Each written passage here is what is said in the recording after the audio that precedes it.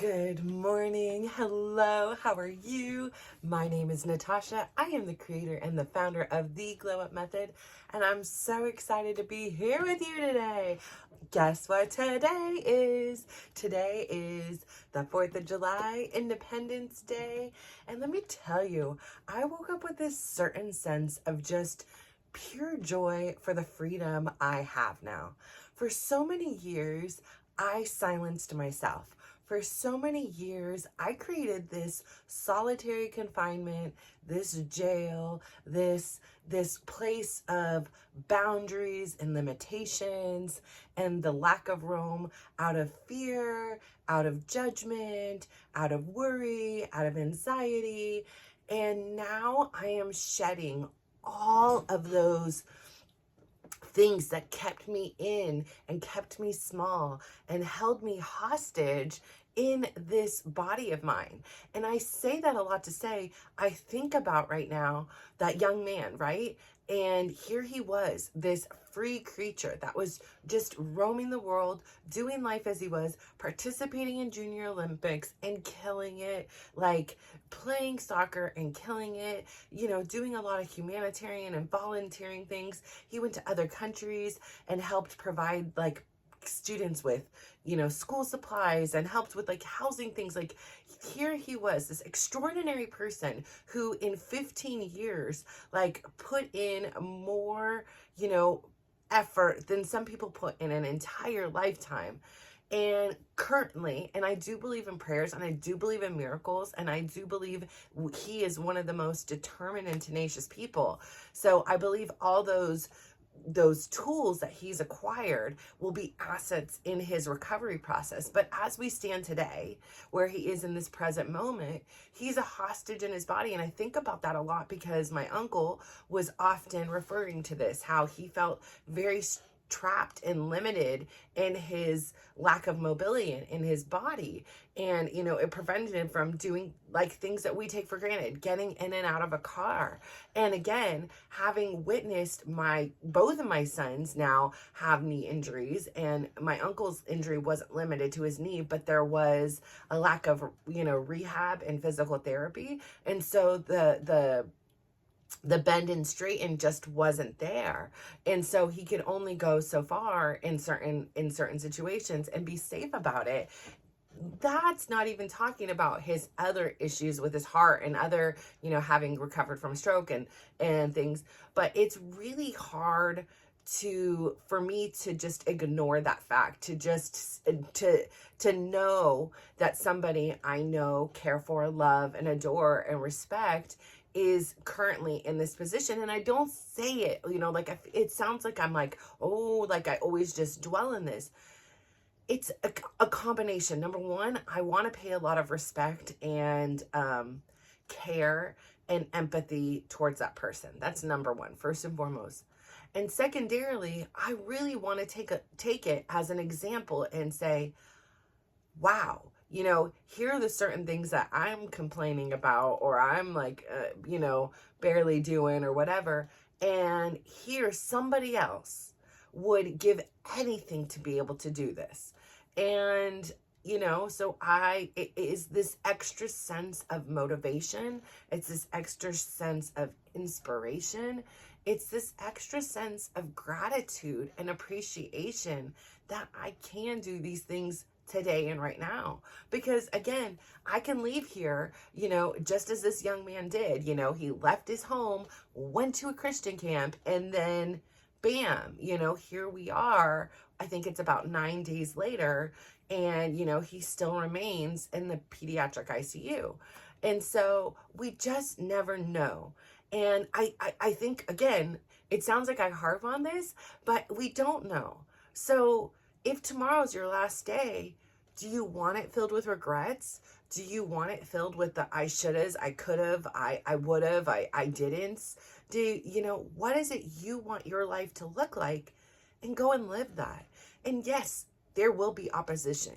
Yes, you will lose people. Yes, people will not understand where you're coming from or why. But keep fighting. Keep going towards what you know in your soul is right for you.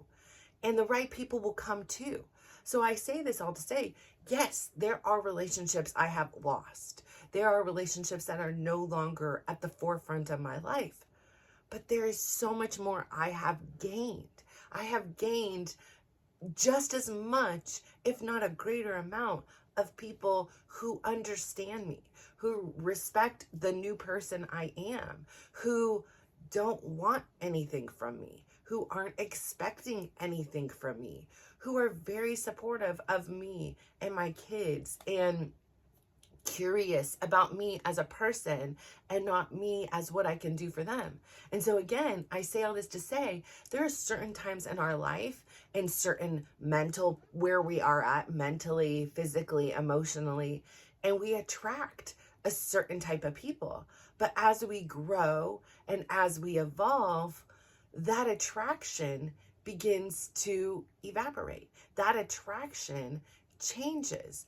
And when you change, it often brings to the forefront what somebody else sees in their own life and isn't doing. I've been very honest here. When in the past, I've had friends that have lost weight, and say I had one lady who, I was a cheer mom, right? And so cheer moms have a certain kind of, look, right? That in your mind or whatever, a dance mom, a cheer mom, and that's not always the case. But like for me, I had this vision of what a cheer mom looked like, and it wasn't me. And so, every time I would talk to somebody about, my daughter doing cheer, I'd talk about her and all the accolades and the accomplishments, the national titles, all the things that she was able to accomplish. But I always had a footnote and was like, yeah, here she was, this girl that tried everything, softball, basketball, swimming, gymnastics, dance. And she decided to love cheer, and that was the thing that like called her passion, right? And I was like, but I'm so not a cheer mom. Like I needed to say it as if they cared, as if it was at whatever. And it was just like, I'm just not a cheer mom. I've become one, but I'm not a cheer mom. And again, my physique and my mental place I was at that time, was convinced I wasn't a cheer mom, even though I was a cheer mom, right? Your child's a cheerleader, then you're a cheer mom, period. Like, it doesn't matter what you look like, your size or anything. But in the cheer mom group, there were a handful of us that didn't look like cheer moms, right? And for some weird reason, it made me feel comfort. It made me feel not alone. Not that I wanted anybody else to struggle with their weight or their appearance or all the mental things that go along with that. It's just, I didn't feel alone. I didn't feel like an outcast. And then suddenly one mom had gastric bypass. Another mom had did some, I don't know, injections, or I don't know, maybe it was like Ozempic before Ozempic. She lost weight super fast. It was like these pills and things, and then B12 injections. I don't really know.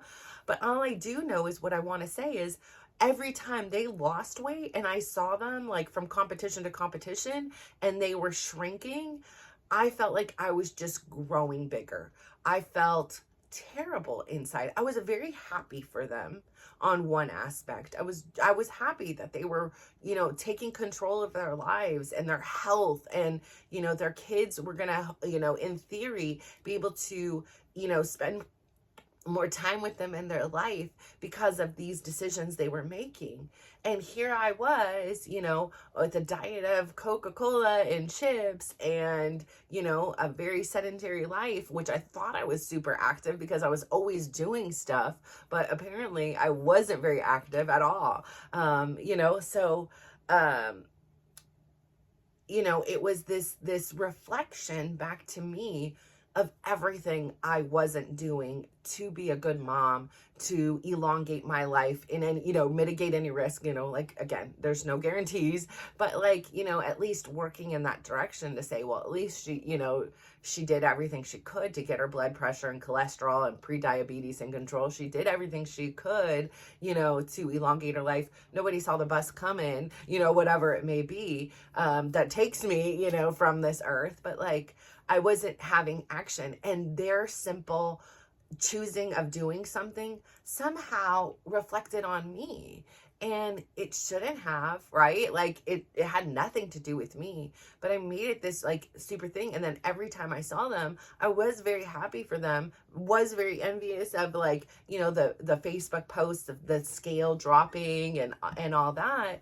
But I also was like so sad inside that I just couldn't and wouldn't get it together in order to not waste the time. Like me sitting here and being like feeling sorry for myself and being like sad that I'm not doing anything is the same amount of time I could be using and saying, get up, do something, take a 1 block walk, like get the momentum moving. Because right now, like we were talking about yesterday, it was stifled. I was stuck. I was a hostage in my body and the habitual thoughts that I had that, instead of doing something, I'm going to sit here and loathe and feel terrible about myself. And then when somebody comes up and I'm deep in these thoughts, maybe it's my kids and they're like, hey mom, you want to play a game? I'm like, no, like I'm all pissy inside, they have no idea, it's just mom looking like mom. But inside I'm having this full on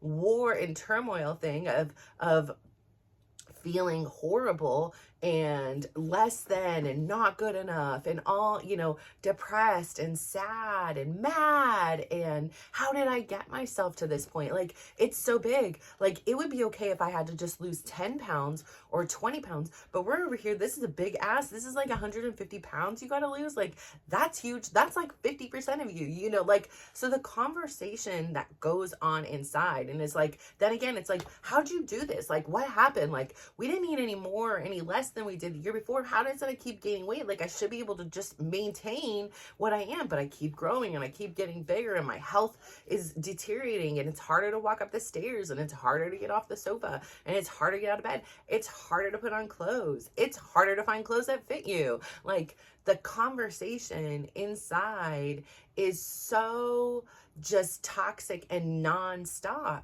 So now finding like the courage, right, to make a change. And like when I started thinking those things, I'd be like, well, take action. Action will, mitigate this. Like if I'm taking action, I can't be taking action and thinking these things at the same time, because it's not true, right? Like I should be doing something. I am doing something. I'm taking a 1 block walk, like I am doing these things. And so consistently putting the reps in. I went to a doctor's yesterday and regarding my hip and my back pain. And, I had told him my story before of weight loss, and sitting in there, he was like, well, here's something, like they talked about doing surgery or epidural shots or all these things. And I'm a very like, let's take the, let's do the most natural way. Like I'm not into taking pills and all the, muscle relaxers and all these things. Like I would rather be in pain than be addicted and have some kind of other foreign chemical coming in my body, and just really try to focus in and see what are the actions that are inflaming this thing, that are irritating me, instead of masking it. I'm not about that in this phase of my life. And yes, if you're in pain, you need to sometimes do that. And, there are days where I might need to do that, but on a habitual and consistent basis, that's not for me. And risking and doing like super, like a surgery or things like that, again, at this stage is not for me. And so, I was like, well, what are other things that I could do naturally that would help? And he was like, well, you could lose weight. And, it was interesting because before, like, somebody saying that to me would have been like a blow, right? Like a blow to the chest, like, oh my gosh, they see me for who I was. This was a little on the shocking side, right? Because I'm like, I feel like like I've lost so much weight. Like I've done this. I've come to the place where I'm like, I'm content with my body. And so, I'm kind of in a maintenance-ish groove where it's like, here are the exercises I do. On the contrary, I still, eat all the things that, are treats, I guess, like I don't have any rules when it comes to my eating. I know a lot of people do and probably would be healthy for me. I'm just not there yet. And so it was a bit like, not shocking, but like, I was just like not expecting that, because I didn't realize someone of my size would still be told to lose weight, or still be told to cut calories, or still be told to do these things for their body. Like my, my everything is so good and I've come so far. And so I was really comfortable with that. And I was comfortable with who I've become and the balance of being able to say, I like to eat like pizza. I love pizza. And I don't want to feel the guilt about it. And if I want to eat it today and I want to eat it tomorrow and I don't eat it for a month, whatever it is, like, I don't want to have the rules for me personally when it comes to my food. And I also am not a fan of just eating some spinach and broccoli at this moment. Like, I kudos to you if you can do it. I just personally can't, or I mean, I could. I don't want to. I am not in that place. Perhaps I'll get there someday, but perhaps I won't. Like, I love my pastries. I love, having a sweet treat after my meal. And I've found this place where I can kind of maintain, like if I do these workouts, if I get this many steps, I pretty much stay the same. And so, yeah, maybe there's some kind of a, cyclical, pattern in which, that fluctuates. But, I wear a lot of stretchy clothes and, there's some days where I'm like, okay, maybe I'm on the, maybe I need to hone it back a little bit. One dessert, not two, or, whatever it is. And then other times I'm like, wow, like, like you're killing it, girl. So it was a little shocking to me, but not that big of a deal. But it was something that I was like, I just never knew. I've never been my size and still told to cut calories. It's the obvious thing when, you're large. And then also understanding how me being large played this critical role in things that cannot undo. The skin, right? Like, I've got skin and tissue that is stretched beyond, stretch. And I've now waited a few years to see if it will snap back together, like come back together. And it hasn't. It has some. I mean, please, it has some. But there's also things that you can't see that has had irreversible damage, right? Like my spine, my discs, carrying all that weight, and especially where it is where I have the damage, is where it had to carry a really heavy belly. And I wasn't engaging abs, and I also carried kids, for, 3.5 years of my life. I was pregnant, just on about. So, those all have these implications that we don't always see, but we can feel. And so today on this Independence Day, it's the same thing. Like, I feel free. I feel free to be me. And there, of course, there are days or times or situations where I feel perhaps judged or things, but I work really hard on, feeling that, observing it, and kind of learning how to not really give a crap anymore, because it was the ruler of me, what Chris wanted, what my dad wanted, there were so many times I introduced myself as, hi, I'm Brad, Karina, Dylan, Tyler's mom. Hi, I'm the wife of Chris. Hi, I'm the daughter of George.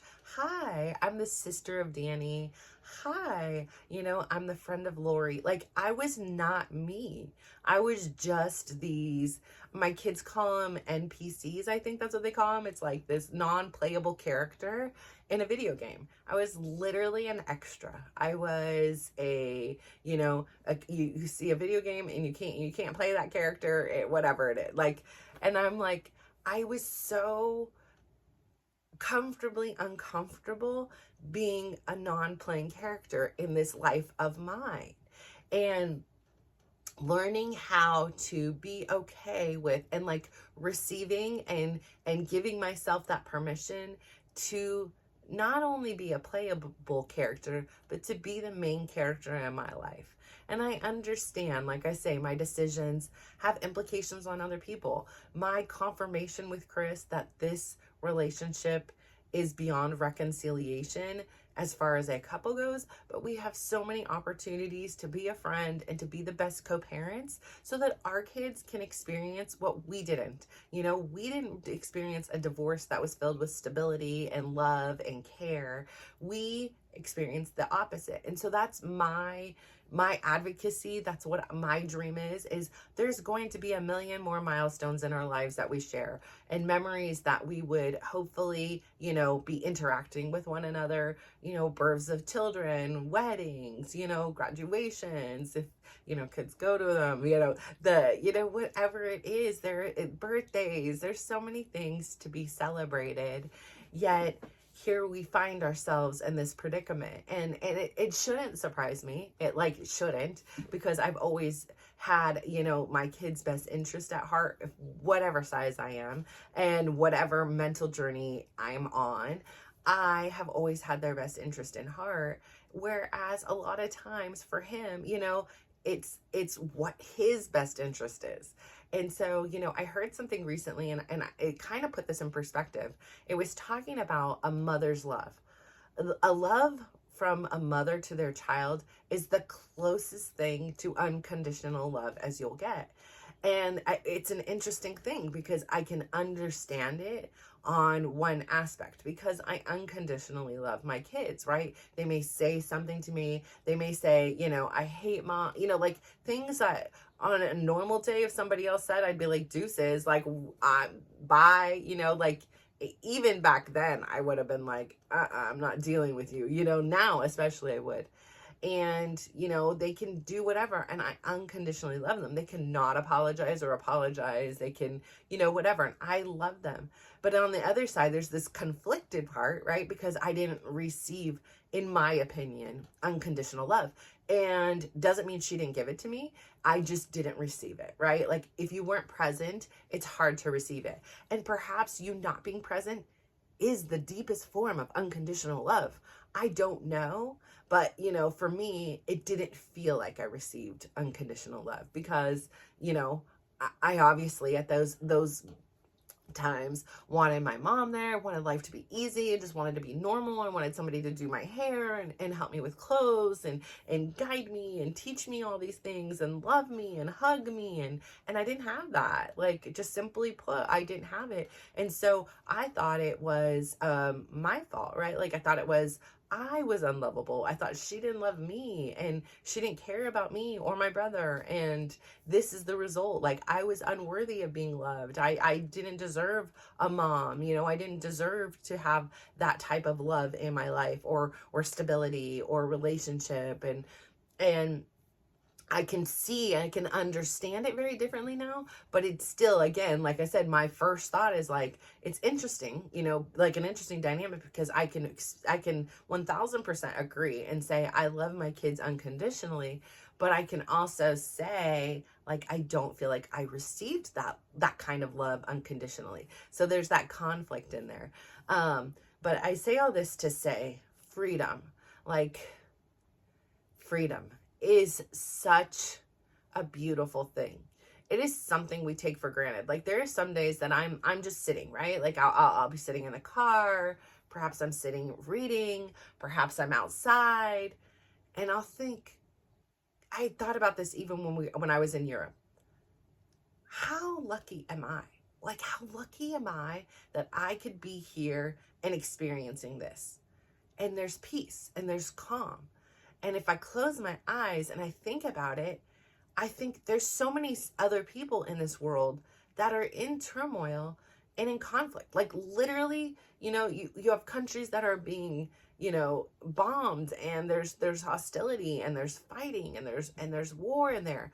And I have peace. I look around, I've got birds, I've got, sun, I've got trees, I've got water. How lucky am I? And so I don't take for granted the freedom in which I have today.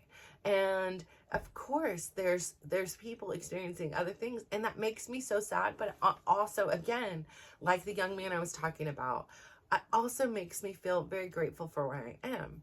So again, when I talk to people and they don't know my story and they just see me as this energetic person in class, and I still get people coming up and they're like, I want to quit sometimes in the middle of the class. I'm like, this is too hard, or I'm giving, I don't have any more to give. And I'll look over at you and I'll see you going, and you're just giving it everything you possibly got. And this is true. And so like this is why if I do a boot camp class and I'm like 5 minutes in, like why do I torture myself? Like what did I do to deserve this kind of punishment? Like I'm not in the military for a reason. We're not doing boot camp. I'm a 47-year-old woman.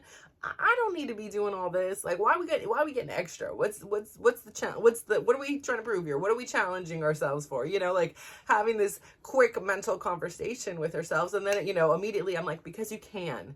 Because if you don't like it, you don't have to sign up again. Like why not? Like if we the reason why we got to where we were in our past, life and where we were was because we got complacent. We got comfortable and we settled in to where we were, and we didn't challenge ourselves, and we didn't take a risk, and we didn't see other possibilities that were out there. It was just like living this life with this very narrow mind. But when you start making changes and you start changing your routines, like for example, taking walks, I have different thoughts and I don't have my phone and I have no distractions. So if in those 10 to 15 minutes that I'm taking my outside walk, like catastrophe happens, it's going to have to wait.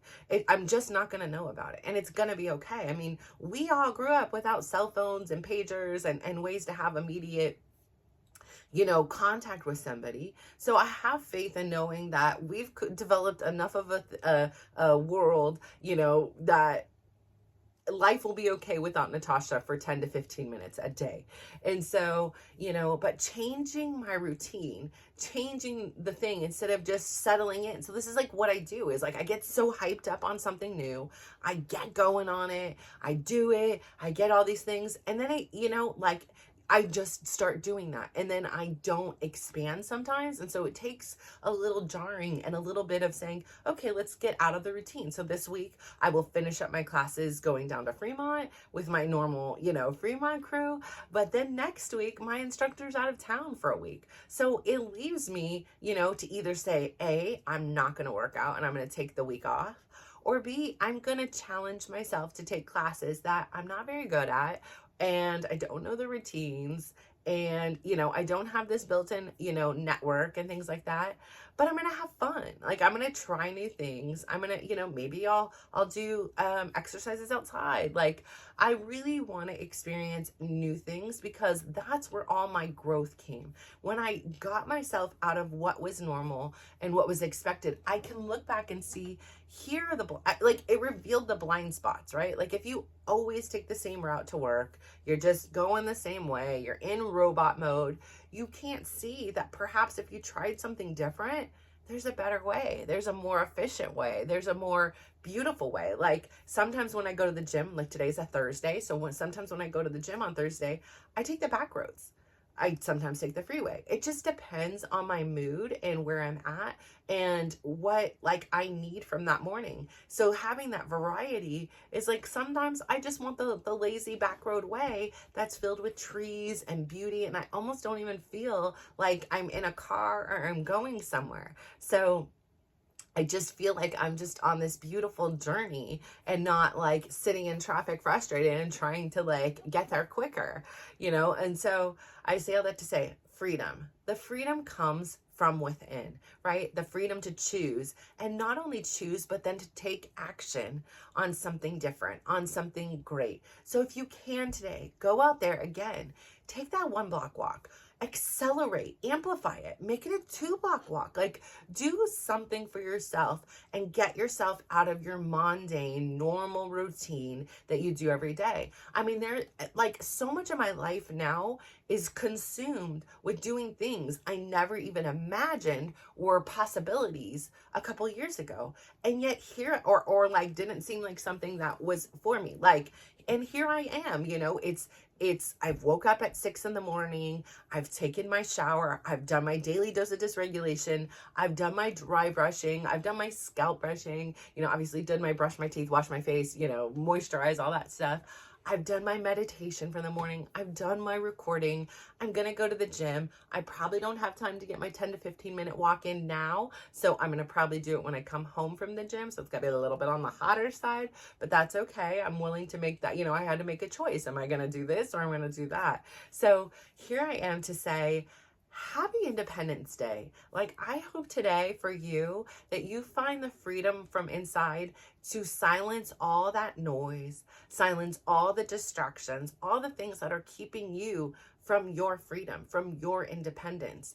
And I really hope that you take a moment to discover who it is you are and what things you like. And there is no better way than to do that than to break up your routine. Do one thing today that you typically don't, that you've always dreamed of or wanted to do or thought of doing or should do.